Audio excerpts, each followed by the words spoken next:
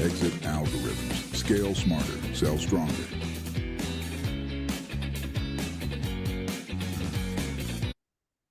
Welcome to Exit Algorithms, the podcast where we decode what it really takes to unlock growth, streamline operations, and prepare your business for a high-value exit. I'm your host, Pete Vera, and today I'm excited to bring on Eliot Vancil. He's a serial entrepreneur who's started, run, and sold over 7 businesses across IT, hospitality, and fuel management for over 25 plus years.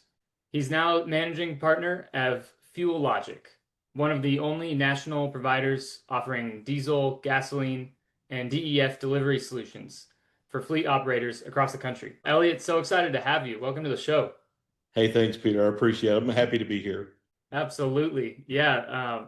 Man, we're getting into it a little bit on the pre-show, but I'm really excited. I think it's going to be a great conversation for our listeners today. Yeah, I'm looking forward to it. I've definitely made a lot of mistakes and I've done a few things right. And so I'm an open book, though. I'm happy to share all of my experiences. Awesome. Yeah. How about we start off? Can you share a bit about your background and maybe some of your business journey, some lessons learned? Yeah, absolutely. So I don't have any real special background. My dad was a house painter. Mom was a stay-at-home mom that had jobs from time to time, but I really didn't have anybody that I really learned, I would say, about businesses. So I like to tell everybody, I'm not the smartest guy in the room. I usually will just outwork everyone else, and everything that I know is typically because I've got a scar to show you that where I've done it wrong. You know what I mean? Multiple times, sometimes, trying to find the way. But I was a graduate of Texas Tech University. I've got my finance degree, and I'll be honest with you, I've just always kind of known that I was going to be an entrepreneur. Like I worked. It's funny. My first job, I had a finance degree. My first job, Sherwin-Williams Paint Company hired me, and they moved me to Denver, Colorado. And I had a West Texas fiance at the time, and she wouldn't move to Colorado. And so I wound up in Dallas, Texas. And I'll never forget, it was a contractor for US Sprint. And he hired me. A buddy of mine told me, hey, man, we can work on these computers. And for this contractor, we can make it was like $12 an hour. It blew my mind. I thought it was going to be so awesome, And I got the job, and I'll never forget, I told my buddy, I thought, I don't know anything about computers. And I wound up getting the job. The guy called me in a week later, and he said, hey, man, I love you. You work hard, all the things, but you don't know anything, man. I'm going to have to break you down to $7 an hour. And so that's how I got into my first industry, which was technology. And I worked for someone for a couple of years while I cut my teeth. And it was networking back in the day, and everything was about being a Microsoft certified engineer and all this stuff. But I wound up building my first company, which funny enough, I just exited a couple of years ago. And that was FuelLogic was the name of that company. And we were really a managed services provider before reoccurring revenue was a thing. We did IT work for small and medium business is what we did. And even when we started, I kind of figured out that if I could figure out how to make things proactive, I could make things recurring. And as we evolved in that industry and in that business, that ultimately turned into managed services.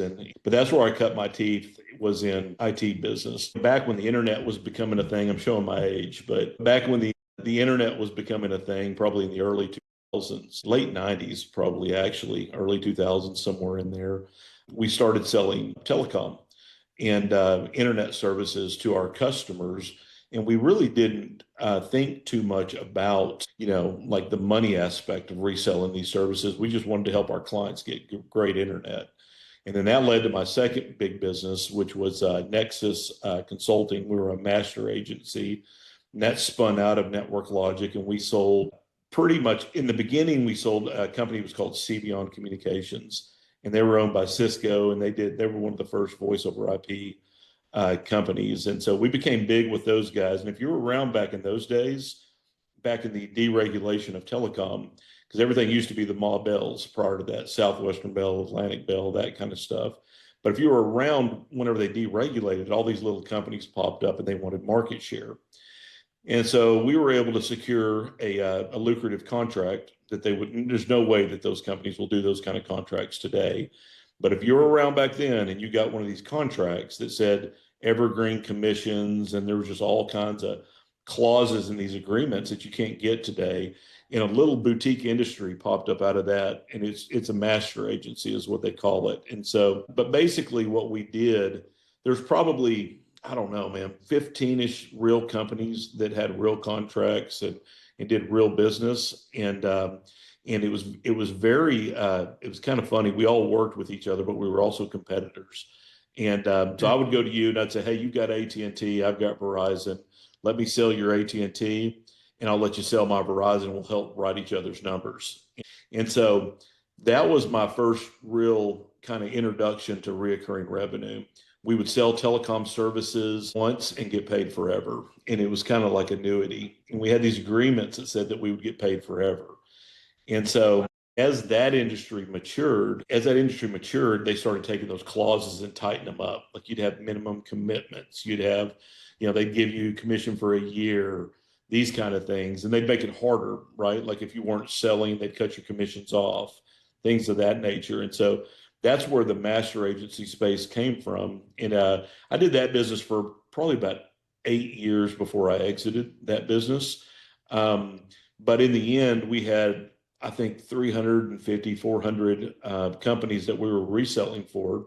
And so we had a portfolio of technology products. So everything from Azure cloud products to Office 365 to telecommunication services to cell phones, even energy and power and stuff like that. But that was an interesting company, and that's really probably what founded learning how to sell those products, and then learning how to build companies that didn't require employees necessarily to grow your revenue. That company, probably most of my beliefs and most of my beliefs about business and the kind of businesses that I want to be associated with, that's where they came from, is that company. And then fast forward, I started getting bored in that business. I had a really great leadership team. I'm kind of known for that. I build companies, I get them to a point, and then I like to build leadership teams.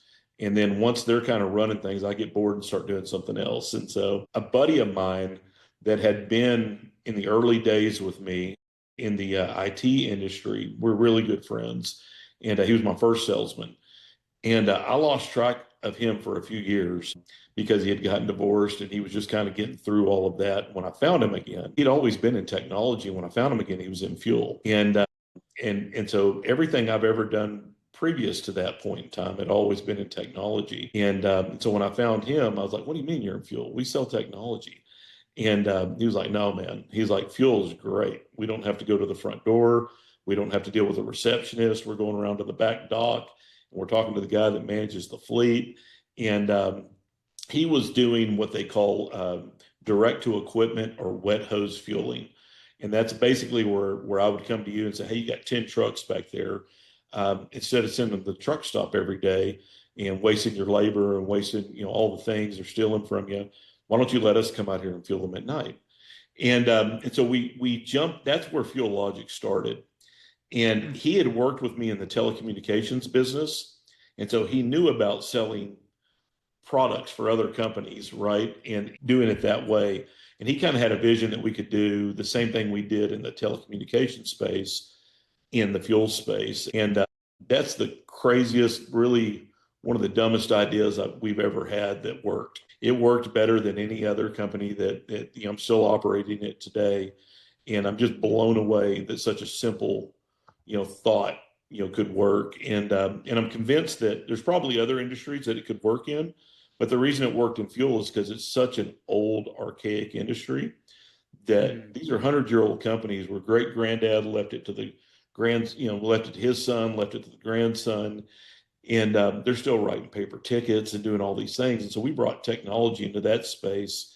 And I'm having a lot of fun running that business today. But we do real estate, a lot of real estate as well. But that's a little bit about me and my background, kind of where I came from.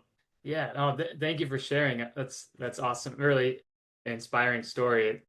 I'm sure we're going to talk more about FuelLogic too. I'm curious, were there any mistakes you made in your earlier career or lessons Oh learned my that gosh. have helped you build out FuelLogic? Yeah. I can't even count all the mistakes I've made, but I think that the biggest thing that I learned early on, and it probably wasn't even early enough, this is probably, I started, I think my first real business in like 98 or something. And I'd been running Network Logic was the name of that business. And I'd been running it for a handful of years. And I'd created probably the most miserable place that you can imagine to work. It was, we were up to like 70 employees at that time, and I was in the middle of everything. I was in the middle of our accounting. I was in the middle of I was the escalation point for our engineers.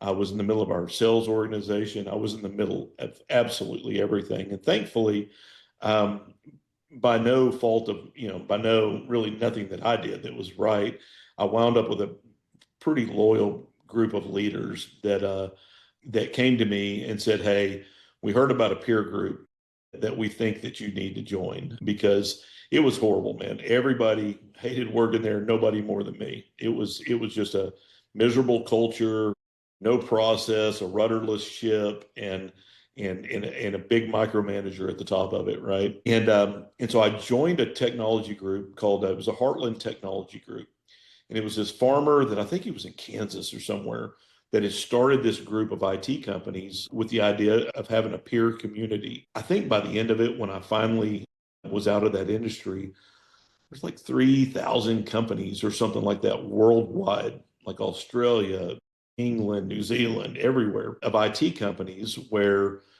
they created these peer groups, and they broke us up into individual groups where we would have, 13 to 15 companies that were not geographically competitive, but we all did the same thing, right? And to get into this group, and the commitment level was high. You had to meet these guys in person 2 days a week every quarter. We typically had to meet via conference call a couple of times throughout the quarter. Each quarter, I don't remember, each quarter had a theme. And one of the themes was business plan. One of the themes was legacy. One of the themes was a life plan. And with the idea that entrepreneurs, we're good at, typically we're workaholics. Typically we're good at, the business aspects, but nobody's thinking about what's your legacy, right? If you fell over dead on the sidewalk, you know what I mean? What happens? What happens to your family, right? These little businesses typically are built around the entrepreneur, and there is no legacy. They just wither up and die, right? And so I'll never forget the first time that these guys came in. I was doing a lot of stuff right, and I'm a little bit of an over accomplisher, and I can do a lot on a bootstrap and just shoestring budget, and I was pretty proud of my numbers. I'll never forget, we came in, and it was really cool. What this group did is they normalized our numbers. And so what I called an orange, the other guy called an orange. What I called an apple, he called an apple. And so we had to take our financials and put them into a book. And then they compared us and benchmarked us against all the companies worldwide that were in that Heartland Technology Group. And so that was a really cool experience because that was the first time that I got to see what good looks like. As entrepreneurs, a lot of times we build these, I can't do this because I'm in, Dallas, and there's all these limitations and this, that, and the other. Well, when you joined a peer group like that, I came in and there was a guy in Cairo, Georgia, that was kicking my butt, and here I am in Dallas. You know what I mean? And millions population. I don't know what the exact population number is, but it's a big place. Cairo, Georgia's not big, and he was murdering my numbers, and so all of a sudden it started exposing me right to what was possible. And I'll never forget, your question was the thing that I did wrong. I'll never forget the first thing that they said to me. And man, I'd only known these guys for like a week. And the first thing they told me was, "Eliot, it's really impressive what you've been able to build, but you're not going any further.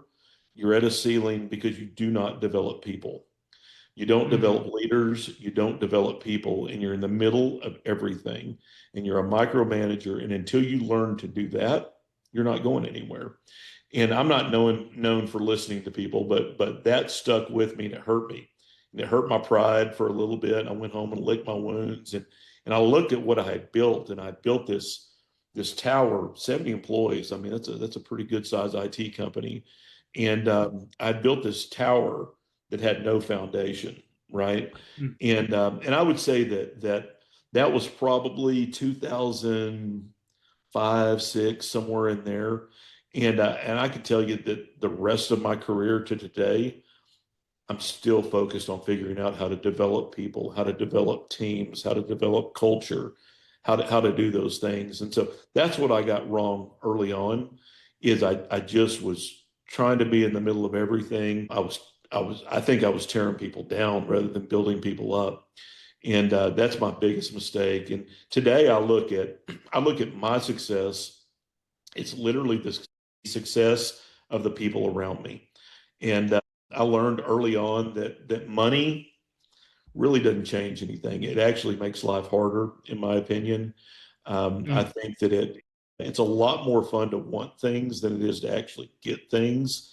And so pretty early in my career, I figured out it's not money that's going to drive this. It's going to be playing the game well.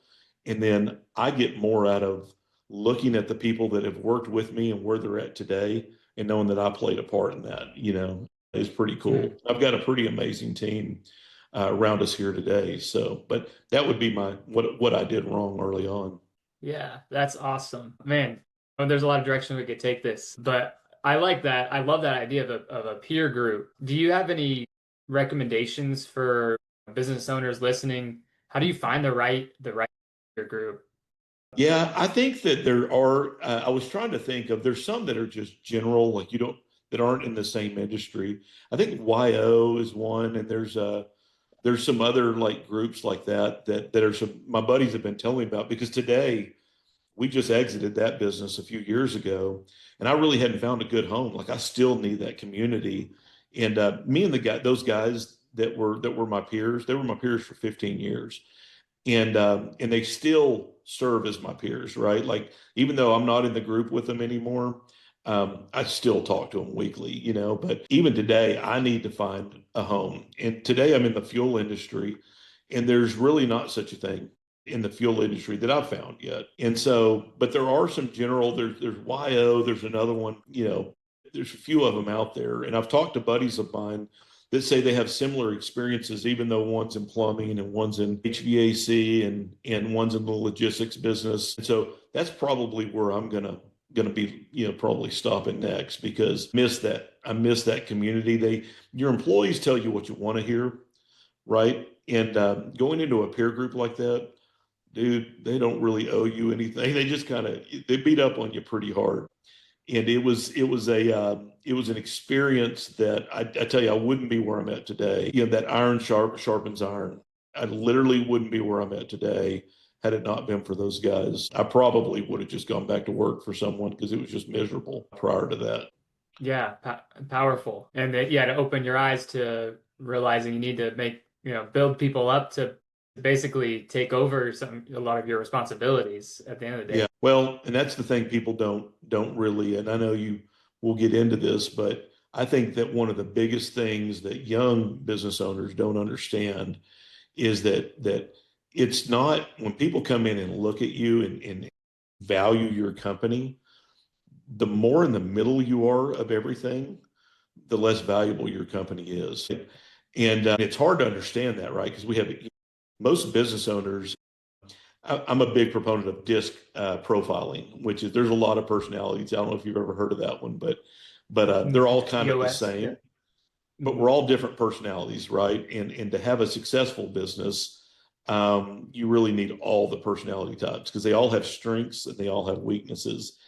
And so most business operators are D personalities. It takes a D personality, a dominant personality, to step out, take the risk. You know what I mean? They're usually riverboat gambler types.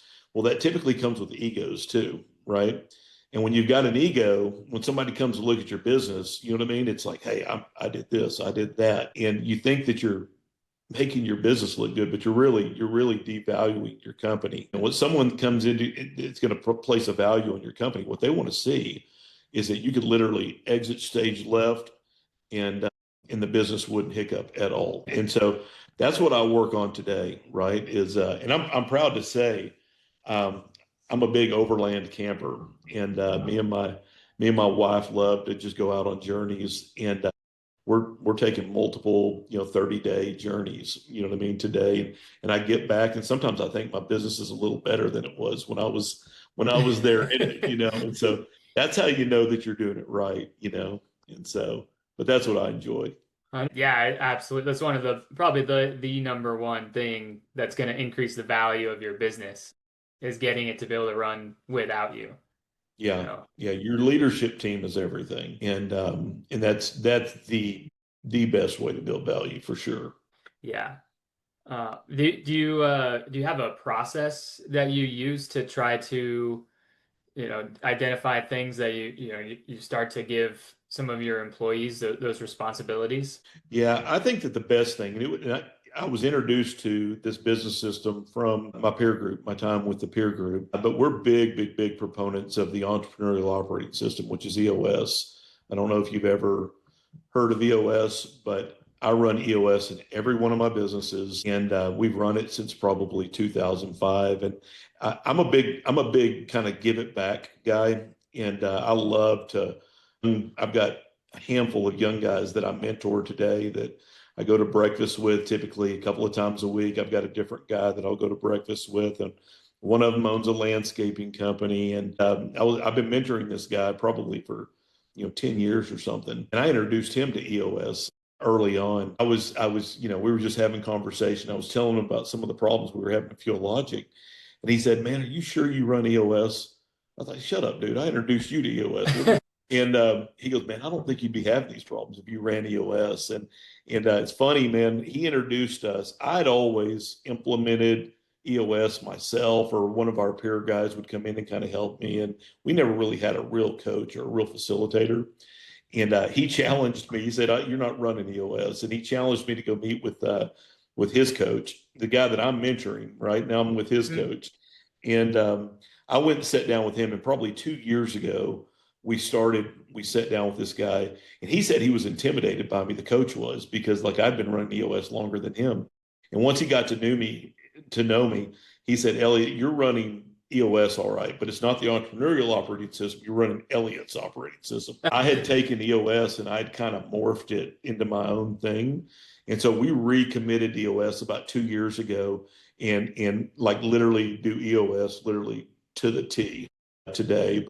But I find that business, and there's a lot of them out there. I would say pick one, stick with one, stay with it. But EOS for us, the little things I had changed along the way, like if you're familiar with EOS, they're all about level 10 meetings, right? And it's how to run a meeting, how to get traction, right, in your meetings, how to IDS, which is identify, discuss, and solve problems, make them go away permanently instead of having Groundhog Day meetings, right, where you're dealing with the same things over and over and over. And little things that I had done is, instead of having a 90-minute meeting, we just had meetings until the problems were gone. And then we adjourned our meeting. And so and what I'd done is I trained my employees not to bring real issues to the meeting, and you can get out faster. And so just a little thing like have a 90-minute meeting. It's always going to be 90 minutes, and we're just going to sit here if you don't bring your issues. And now we can't get through half of the issues that are on the board today just because I went back to a 90-minute meeting. But EOS is all about, and I think that this is what I'm all about today, is you've got a vision, I've got a vision, and our visions may be similar, but if you're going to be in business together, they have to be identical, right? And so you got to be bought into the exact same vision and mission that I'm bought into, right? And then once you and I are, if we're business partners, once you and I are bought into that same vision, now we've got to get it pushed down to the newest person that started last week. And you've got to do it repetitively, right? And you've got to just, so probably the most powerful things that we do, we have just a system. It's just a rhythm, and I'm convinced, like, some say Bill Belichick's gone crazy now, but I still believe he's probably one of the greatest coaches of our time. He had a system, right? And he just had a system, and that's the reason they've been so successful. And so we start every morning off in every one of our businesses 8 o'clock, phone rings, and we have a huddle, right? And our huddle is meant to not last more than 15 minutes. We're not solving problems on that huddle. We're not doing anything other than we have a lot of remote people. So I want to hear everyone's voice at 8 o'clock. I want to hear what they did yesterday, what they've got today, and if they've got any stoplights. If they say I've got a stoplight, all that is a cue for their manager to give them a call after the call. Hey, what do you have going on? But there's that rhythm of doing that. New people come in and they're like, man, that's stupid. We don't really accomplish anything. And then after they've been here a year or two, they're just like, man, I don't know how we do it without that, because your remote people start to feel like they're on an island, just disconnected from the mothership. And that little rhythm of a huddle really helps. Everybody in my company is involved in a level 10 meeting. In that level 10 meeting, so the leadership one lasts 90 minutes, the departmental ones are 60 minutes, and it's the same agenda, right? Every time, and that's once a week, right? And then we run that, and then every quarter we have a whole company quarterly meeting that's EOS style as well, and we just revisit what's our mission, what's our vision, and what are our core values. And I think that core values is probably one of the biggest things that I've learned to really understand your core values. We all have core values. Like you got 100 core values, but what are the 5 most important ones to you? If you don't hire by those core values, by your 5 core values, if you don't hire people that are identical to your 5 core values, it's not going to work. And I would suggest that even in your personal life, if you're not hanging around with people that share the same core values as you, it's probably not going to work. And so we're fanatical about our core values, and that's how we get the right people on the bus, right? And our core values are pretty simple. You would think integrity would have to go without saying, but I still have it there because I believe in it. That's your one strike and you're out. Our next one is accountability. I want a culture of accountability. When you accept responsibility, I want you to show up and I want you to deliver right on that responsibility. And we expect that at all levels. And it's really cool because when you hire people that are accountable people, they hold everyone else accountable. They'll chase out the bad seeds, right? Mm-hmm. And then our next ones are team. I talked a lot about, I don't like all stars. I'd rather have a team of just good, solid, I call them the Wes Welker. If you're a football, if you follow football, Wes Welker, you just always count on him across the middle. You know what I mean? And he wasn't flashy. He wasn't your Antonio Brown. He wasn't your, like Terrell Owens or something like that. He was just low key, always where you expected him to be. Those are the kind of players that I want in our company, and I want them to care about each other, and I want them to care more about how they build the people around them rather than their knowledge, what makes them special, right? And so that's team. Then we have growth, and then we have consistency. And those are our core values, and that's how you get on our bus. But getting our people and just running that rhythm, right, in our company. Our level 10 meetings, they always, always, always happen. They always start on time. They always end on time, and they're always in the same place. And so if I'm out, if I'm on vacation, whatever, there's somebody right behind me that picks that ball up, runs the meeting the exact same way that I ran the meeting. And I just find that rhythm, it just creates so much harmony, you know what I mean? And it just, the culture is just really amazing that just comes from that. And I'm a big proponent, like I'll have people, we work our people hard.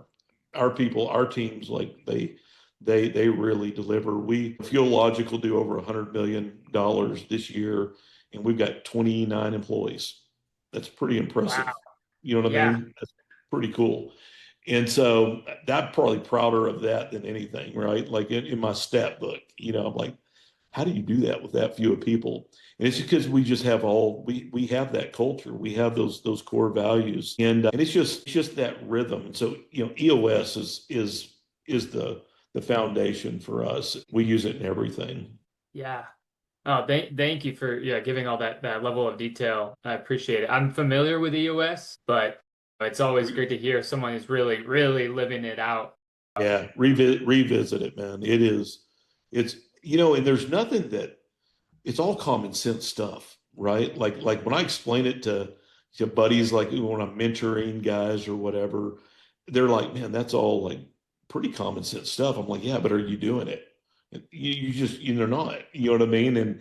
And I think that that's probably the best thing. But the bad culture that I had in the early days, when you're living, an EOS lifestyle, and your core values forces you to deal with the people that doesn't make them bad people. We had a particular person that was literally the reason, probably the number one reason for our bad culture. My fault, because I let that person exist in our ecosystem because I was scared to ever try to do it without her, right? Like she was an all-star, and but she just tore down other people. And it just, she was one of the types that I let her exist in our ecosystem for probably 10 years. And just literally when we dealt with that problem, everything changed, culture changed. And so if you're living a true EOS lifestyle, it forces you to deal, with people that don't match your core values and help them move on to somewhere where they can be happy. And so yeah, I'm a huge proponent of EOS. Yeah. Oh, that's awesome. And it dictates who you let on your team too as you grow. What's crazy is I no longer am the person that's dealing with like when we don't have a core value fit, our team members run that person off. Like they will not, hey, I heard somewhere, I don't know where it was, I read some article or something like that, that if you take an A player and you put them on a team of C players, that A player doesn't bring the C players up to A's. The C players bring the A player down to a C. And I'm convinced that that's reality. So our people today, if it's not a core value fit, and I'm proud to say this, you can walk up to any one of my employees and not only can they tell you what our core values are, but they can give you a core value speech, which means that they understand what they mean and they understand how to apply it to our business. And so that's probably the foundational piece to having great culture is getting people that have the same and share the same core values. And we're evangelists when it comes to our core values. So it's a big deal. Yeah, that's great. I mean, and it's obviously having great results as well. I imagine with only 29 employees, you had to be very, very selective and just when you choose when to hire. I think that's problem a lot of business owners have is deciding when Yeah. is a good time to hire or like to have that additional expense and time you have to Yeah. invest in training that person. How have you navigated that? Yeah. So I would say that is very important. Being a part of that peer group, I saw, there were different extremes, right? Like your most extreme guys would have backups for their backups for their backups. And they would say they're under customered is what they would say. And I was like, no, you're running a bloated business and they would be putting, 4 and 5% to the bottom line, you know what I mean, as a result of it. I'm on the opposite side of the spectrum, right? Like the first thing when I get into business that I like to understand is what does good look like, right? And for me, you know what I mean, that means that revenue minus COGS, I need about 50% left after that because I'm trying to put 20 plus points to the bottom line. And so for me, I'm always looking at, I always tell people they come in, I feel like we need new people, another person. Show me the science, show me the math that says that we need another person because it's not proved out in the numbers or something wrong, right?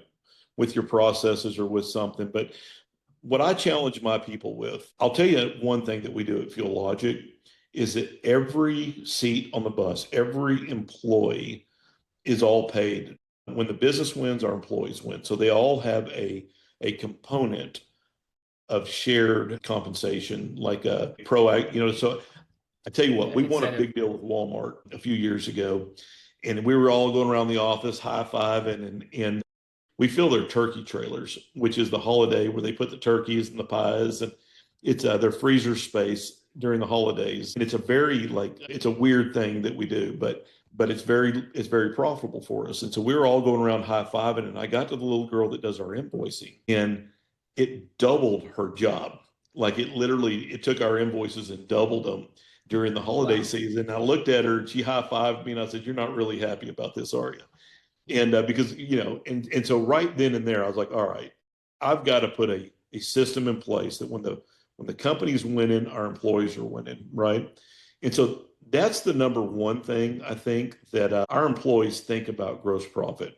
And we spend a lot of time explaining to them which dials in their world that they're in control of that impact our gross profit, right? Like a lot of companies do like bonuses, but they don't do the second part, right? Like they don't explain to their employees what role you play in our gross profit. And so the little girl that's doing our invoicing, well, the role that she plays is she sees front line if our vendors are charging us right, right? If we're paying the right price for fuel or if something's moved, errors, mistakes. That's how she impacts our gross profit, right? So we spend a lot of time making sure that there's a component of their pay. And we always try to pay them market, right? Really above market for what they're doing as their job. Like I want them to be paid better than they could make anywhere else. And then we try to make that performance component on top of that, right? And so they all understand their gross profit. And more headcount means less gross profit, right? And so less to the bottom line, and they all understand that. And so I think that's number one.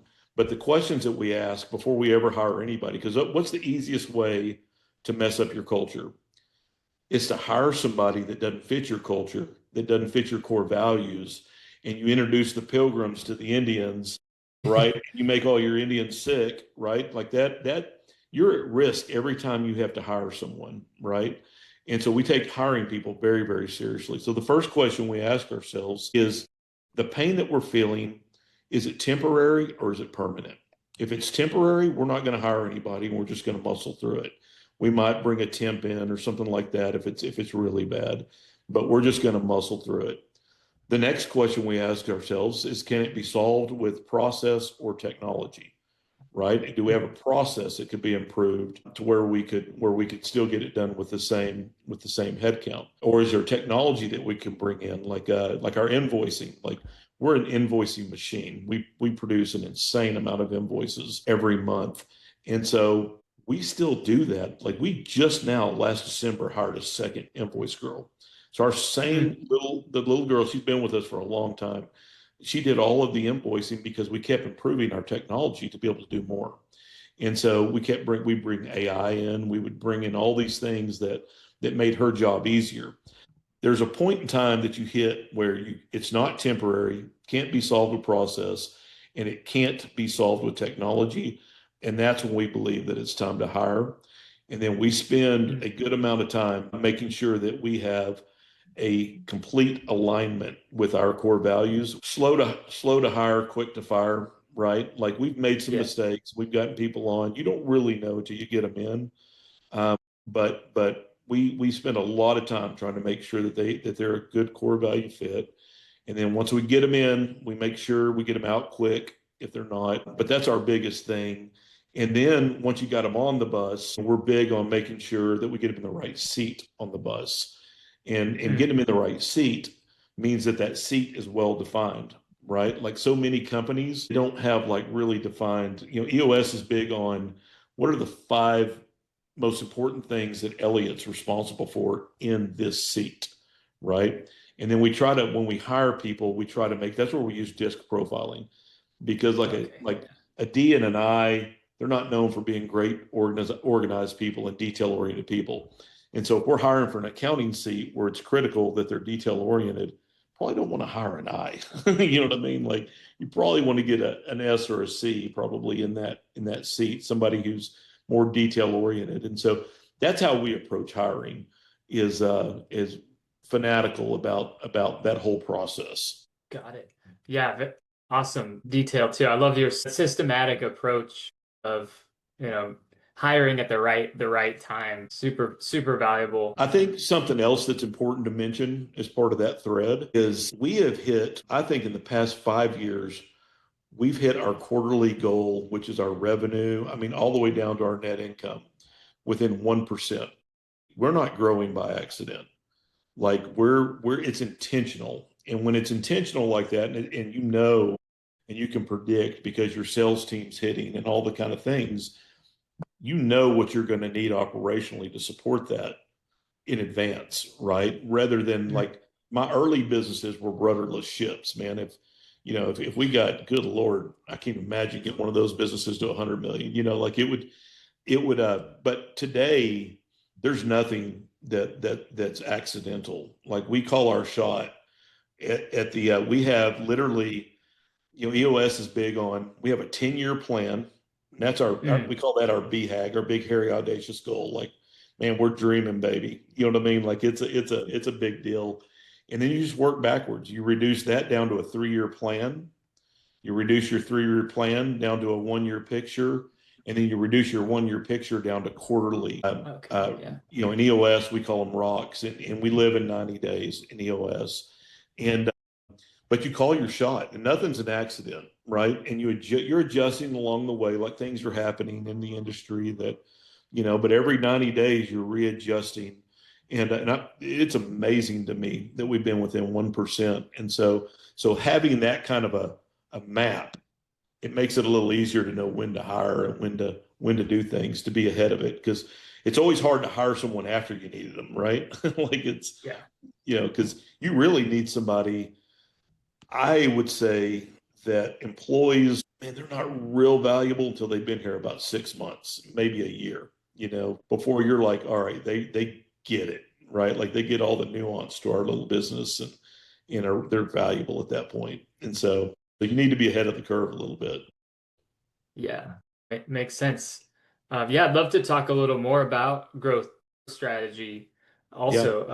And we talked a bit about on the pre-show about growing through acquisition. When do you decide to first do organic growth or geographic expansion or service line and expanding service lines or what have you versus acquiring another business?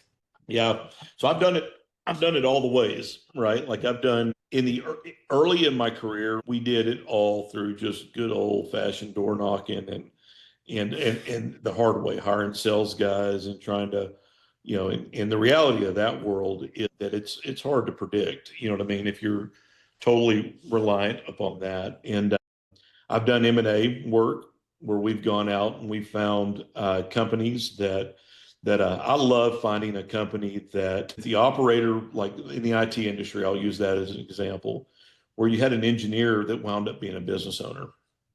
And he hates being a business owner, but he loves being an engineer. And he winds up, in that model, these guys can get to about $1 million, $1.5 million in revenue. And then it's big enough to start having like bigger company problems, but not big enough to do anything about it. And they're just in this miserable space. And I love finding companies like that and rolling them up into our family, right? And we've done that a lot of different ways, but that's a very predictable way to grow, right? Is through M&A. Now, M&A can be really dangerous, right? Because if you bring the Pilgrims to the Indians and there's not a good culture fit, there's not a good core value fit, you don't know enough to do your due diligence. You can bring cancer into your organization, and you can kill your company that way. So there's a lot of danger to that as well. But I've done them that way. I think that the biggest one that the companies that I build today, I'm fanatical about being able to grow revenue without having to necessarily increase headcount, right? So when I was in the IT industry, if you were running, and I had this data because I was part of that peer group, right? And they did all this benchmarking, but your engineer, a poorly run company would get about a 1.5 times W2 multiple to 2 times W2 multiple on their engineers. Meaning if you're paying your engineer 100,000, you're a poorly run company if they were supporting 150 in service revenue to 200,000 in service revenue. And so a well-run, best-in-class company was getting 3 to 3.5. If you're running 4 or more, you're probably burning at both ends and overworking your staff and doing all that kind of stuff. So the sweet spot was 3 to 3.5, right? But what that meant, there are guys out there that are way better than me at running large organizations.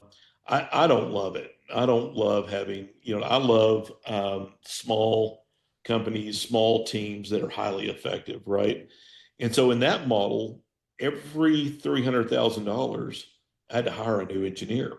And engineers are quirky people. They're not necessarily, they grew up in the closet playing video games and they can be quirky people. But for every $1 million in revenue that I was having to add 3 headcount or more, right? And so that got old real fast. And so what I learned how to do is to build companies that you could stack revenue without necessarily having to do a formulaic, addition of an employee Sure. like that. And I think that's a big thing. And in the IT space, the way we did that is we sold managed service agreements, where I would come to you and say, hey, instead of working for $150 an hour, can we agree on $2,000 a month? And so now the onus was on me to keep your network up so that I never ever had to work on it, and I made pure profit, right? But that's good for you also, right? Because now your network's up, your computers are up, and so you're doing the things that make you money, right? And so it's good for Yeah. both of us. And we were able to do it to an extent in that industry. In the telecommunications, we were being paid a commission. So I was selling things once and getting paid on them forever. And that's probably the purest form company that I've ever owned, to where we ran that company with 10 employees. And so, but the key was stacking deals and never missing. We call it our 20-mile march. It's from Jim Collins, Great by Choice, I think is the name of the book. Okay. They talk about the 2 guys that race to the South Pole. One of them makes it halfway there and dies. The other one makes it there and back. And the guy that made it there and back, he was going 20 miles no matter what was going on. And so in our business, we have a 20-mile march, and that's typically a sales related number, and we don't miss it ever. And so that allows us to kind of stack and grow that way. But if you look at a business where you're able to do that, just the compounding effect of stacking, 10, like in FuelLogic, we stack 20 deals, right? We have our own definition of what a deal looks like. It's got to have certain gross profit. It doesn't have an end date. You know what I mean? It's on a schedule. That's the kind of business we're looking for. We're stacking 20 of those every month. The compounding effect of that growth is pretty amazing. But it's pretty cool if you find a company that does share your core values and that you can layer in. That's a quick way to grow. And I've done them all. Yeah, it really comes down, sounds like, to being extremely selective in what companies you want to go down the acquisition route with. Yeah. You have to. I watch the way some of these private equity companies work that just go and roll, and they don't take that into consideration a lot of times. Like your pure bankers in the background, right? I've been a part of my IT company is a great example. That company got rolled up into the company that ultimately wound up with that company. They're like at the top 5 largest IT companies in the world, not the United States, in the world. And I was talking to one of my guys that's still over. He's the only one left. They've run off all of our employees, and they've run off more than half of our customers. And so I don't understand that. I've never, they're up to some banking thing that makes sense in their world somehow. Yeah. But for me, it's always been about finding that operator that's miserable, that wound up with a business, that doesn't like not knowing where his next check's coming from, that can't manage salespeople, that can't produce, GAAP accounting, books, and rolling that guy up and making him, because usually they're really good people, you know what I mean, and taking that guy and giving him a place where he can thrive and succeed. And a lot of time, I love to keep them as part of the equity group, and you know what I mean, to where they still are participating in the business. And then when we do exit, like the couple of companies that we rolled in prior to the exit of our NetworkLogic, our IT company, I was able to buy those guys, so they kind of got their own little exit, you know what I mean, from that. And then I was able to exit them again a few years later, and they made, I think, like 3 or 4x more than they made the first time. And so kind of that second bite at the apple, if you will. And so pretty cool. Yeah, it's a great value proposition for them as well. They have a small piece of a much bigger enterprise value business. They get paid multiple times. Yeah, and to be happy doing it, you know what I mean? And we were, I always, we were focused on us being a good place for their customers to come and land as well. And so that was, that was a part of it. So I think that today, if you ask me, like, I've always got a business where we're stacking deals, right? And we were doing our 20-mile march, and we're really good. We don't like it.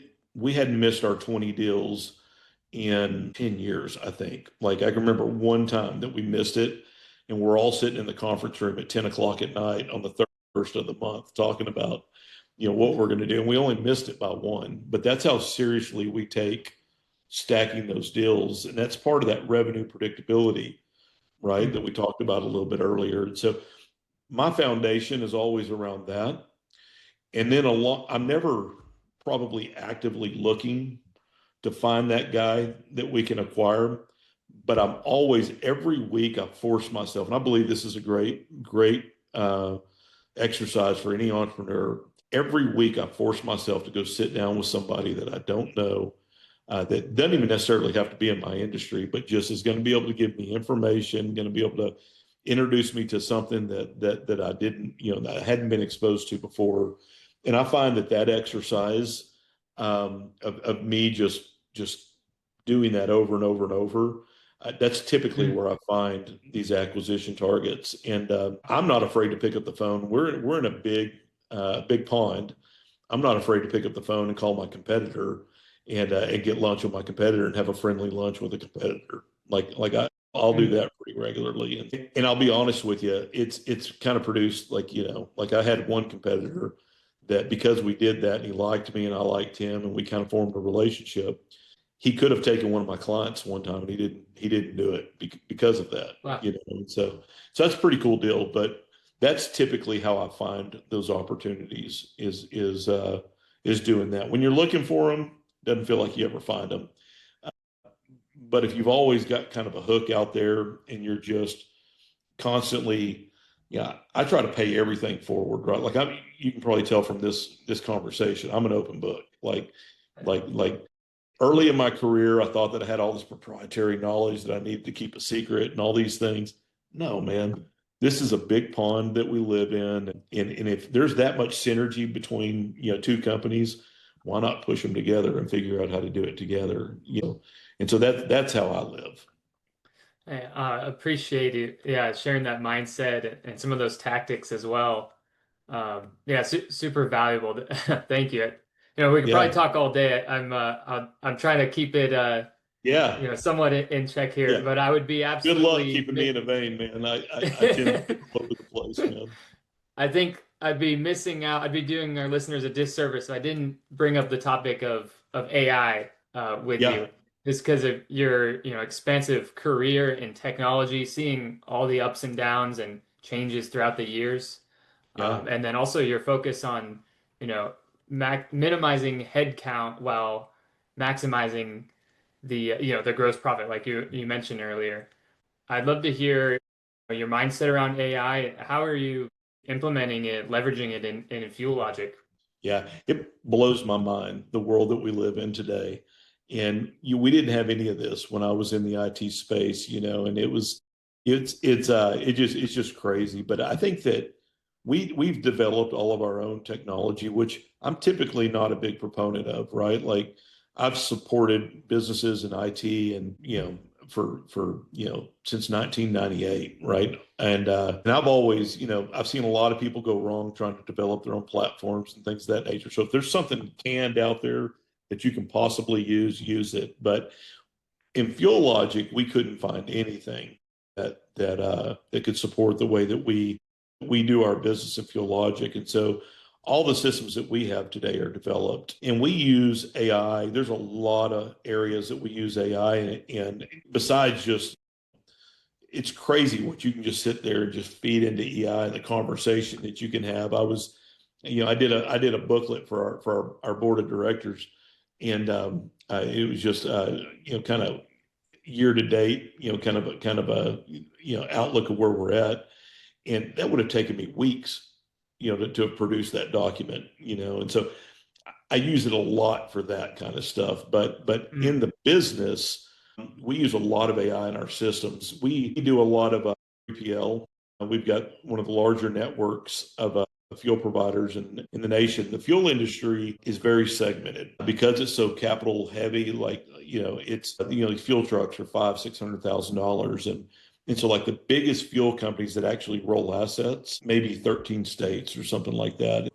We do all kinds of fuel and we have all kinds of fuel providers. And so one of our bigger problems that we have is some of them are literally writing paper tickets and some of them are pretty advanced and can send you a CSV file or something that can be imported into your system.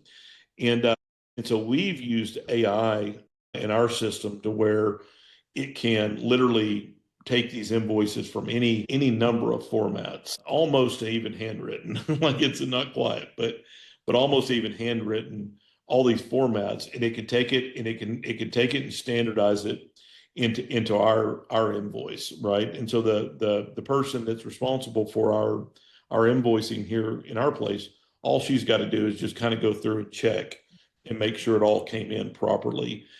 I think that's one of the bigger probably advancements that we've had, probably with AI here, because in the early days we couldn't process 50 invoices, in a day, and like today it's thousands of invoices that we're intaking and getting back out, with very small headcount. Our sales and our marketing organization uses AI extensively as well. And they're playing with all kinds of new technologies, and even from our dispatching and like recommendations on our systems are kind of taking in fuel. You would think fuel was just putting the nozzle in a hole and pulling the trigger. Pretty simple, right? We all do it, filling our cars up. But you're in logistics. Logistics is hard. And so, that's where it gets complicated.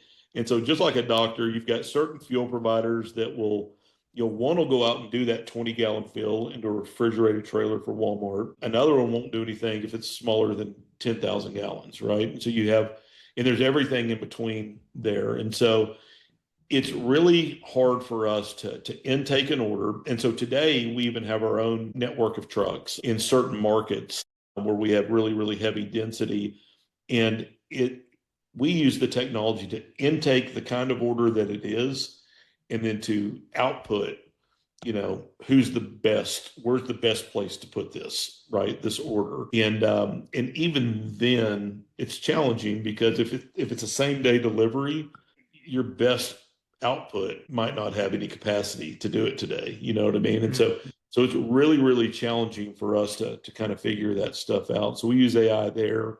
And then in our marketing team, they're just using it they're scraping information all over the internet and kind of just pulling in, leads. And our salespeople, it's crazy. I watched one of them do it the other day.